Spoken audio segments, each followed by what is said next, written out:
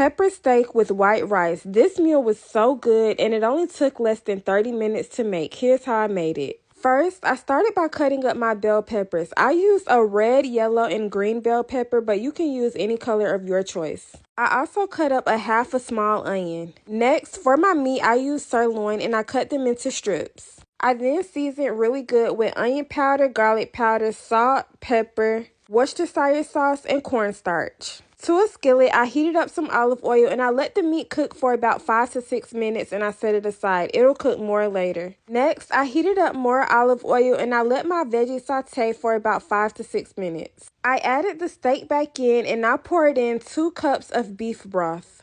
Next, I put the lid on and I let it cook on medium heat for about 15 to 20 minutes and I added a cornstarch slur to give it a thicker consistency.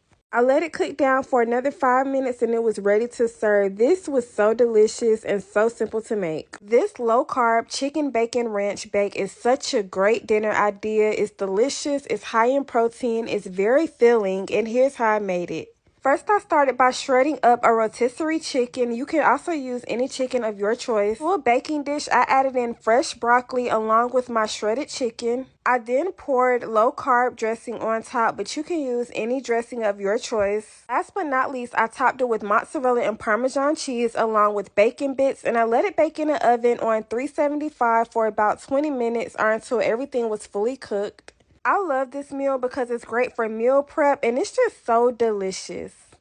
I used to love the canned ravioli so much as a kid, but I feel like everything is 10 times better when I make it myself. So I made some for dinner tonight and here's how I made it. To a skillet, I sauteed my onions and bell peppers. I then added in garlic paste along with ground Italian sausage and ground beef. Once the meat was fully cooked, I drained it and then I added in 1 large jar of spaghetti sauce. Let that cook down a bit before adding in just a little bit of heavy cream. I then seasoned my sauce with Danno seasoning.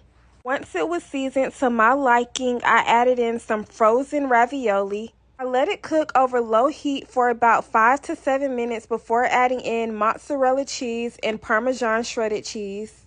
I gave it a good stir until the cheese was fully melted, and y'all see how cheesy and good this looks? I added some fresh parsley on top and I served mine with garlic bread, and y'all, this is the perfect dinner idea. It was so quick and easy. Please give this a try.